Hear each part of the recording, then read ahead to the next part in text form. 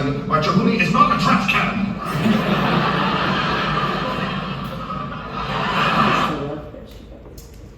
Well, that was the first time that I heard of the name Dale Chihuly.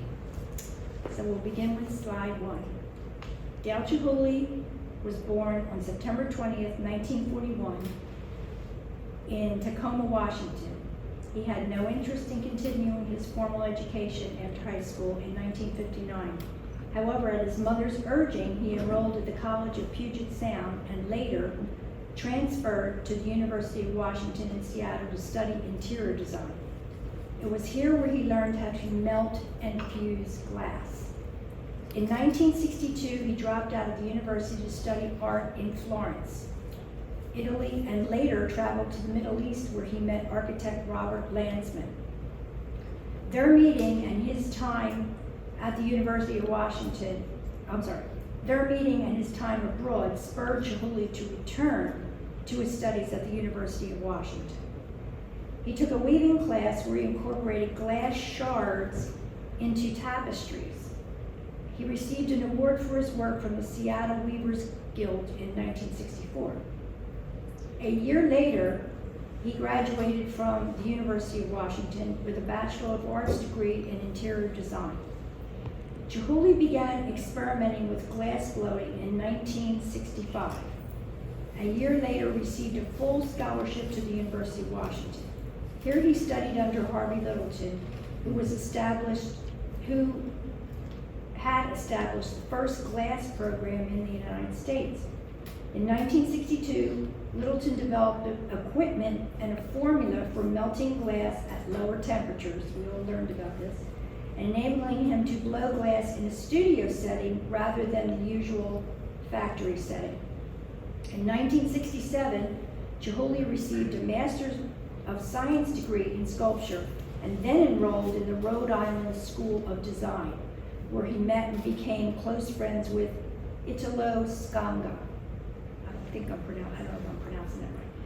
He earned another Master's of Fine Arts degree in sculpture. In 1968, he was awarded a Lewis Comfort Tiffany grant for his work in glass, as well as a Fulbright scholarship. He traveled to Venice to work at the Venetian factories on the island of Murano, where he first saw the team approach to blowing glass. In 1967, Chihuly donated a portion of a large exhibit to his alma mater, the University of Wisconsin, which is on a permanent display at the Cole Center. In 2013, the university awarded him an honorary doctorate of fine arts.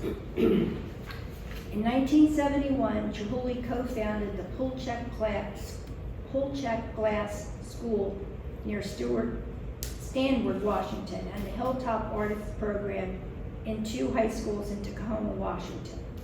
In 1976, while in England, Chihuly was involved in a head-on car accident that propelled him through the windshield.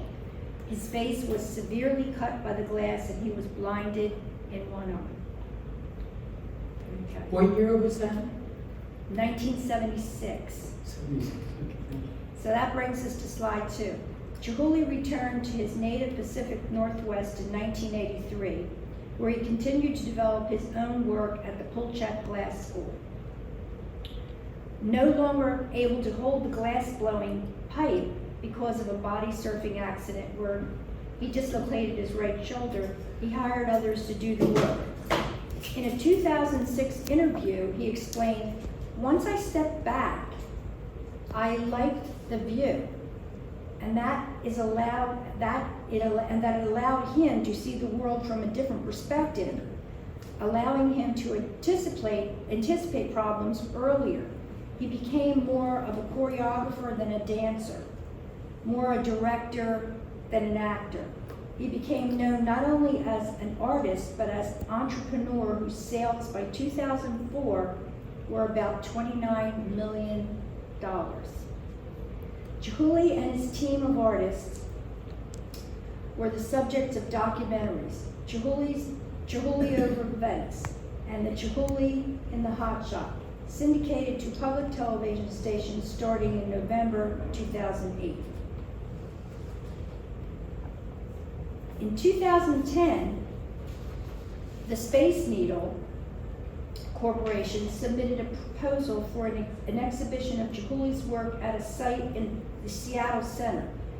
In April 2011, the Seattle City Council approved the Chihuly Garden in Glass.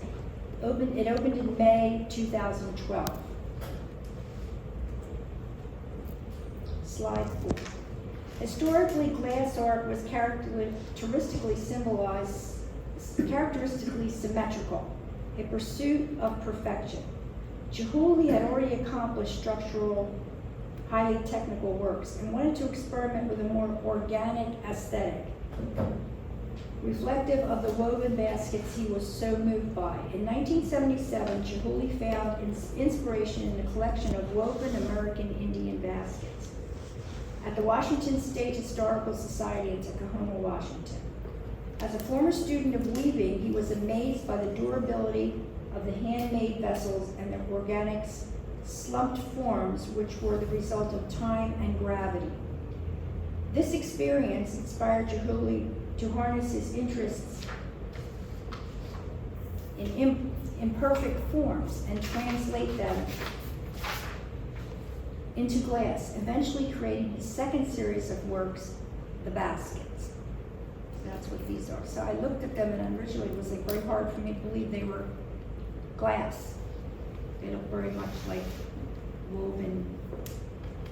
All right, this is the Seaborn series. These are thin and transparent spiral wraps of color that envelop the pieces and use optic molds to strengthen the glass and give a ribbed effect. Chihuly wanted to create pieces with natural rhythms and fluidity as a tribute to the sea. Venetian series. Chihuly's Venetians were developed from the inspiration he acquired while making a trip to Venice in 1988. During this trip, he visited a gallery that housed an extraordinarily private collection of Venetian glass that represented the pinnacle of Venetian Art Deco style, 1920s and 1930s. Returning to the United States, he decided to create his own version of the classic pieces with his unique, lively twist, collaborating with two renowned Italian glass blowers.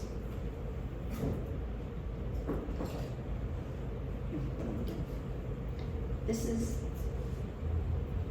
the Venetian series. Very interesting. With the spiral, and it gets even better. Wow. The Icicle Tower, Museum of Fine Arts in Boston. This piece was designed specifically for the Shapiro Courtyard and measures 4.5 feet high and 7 feet wide. Features 2,343 pieces of blown glass. It weighs about 10,000 pounds. I was trying to figure out, but there is no connection. I thought Shapiro had maybe something to do with Miriam Shapiro. Oh, in terms of the Museum of Fine Arts, it's a male. I wouldn't. It's not. I'm sorry. Yeah. Yeah. It's Yeah. not. Also, I was telling Sharon this, but I was actually living in Boston when they acquired this, and okay. so was there when they first installed it. It is way more than 7 feet high. It's amazing. It's probably like a full story, like building size. Yeah, it's huge. Some of these things you did in different places are just Right. Mm-hmm. mind-blowing. Okay. The Bellagio. Mm-hmm. Slide 9. Yeah. Chandelier in Bellagio Hotel, Las Vegas. Chihuly's chandeliers started modestly, but evolved over the years to chandeliers of tons of glass orbs and shapes like flowers and snakes.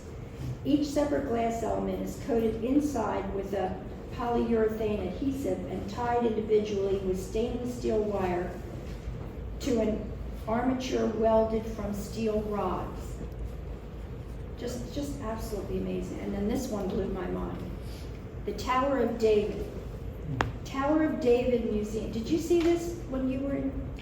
No. Okay. Museum, colorful glass forms for which Dale Chihuly was famous looked amazing together with the medieval fortress stones, and this choice as a venue for the show was intentional as well as brilliant. It is so interesting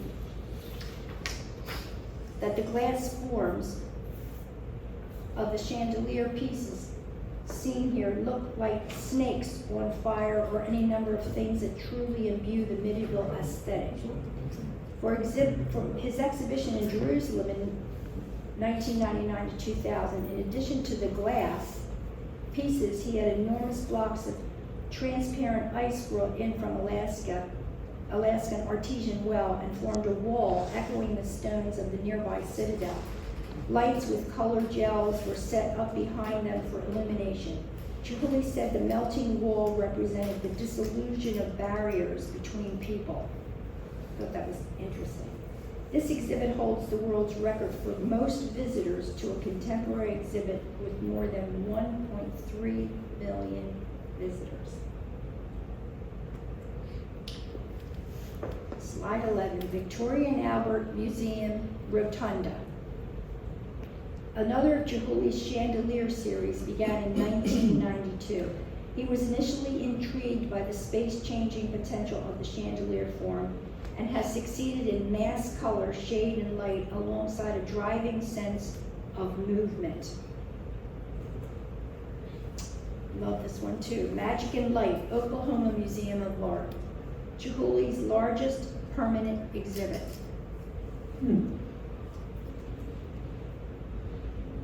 Okay.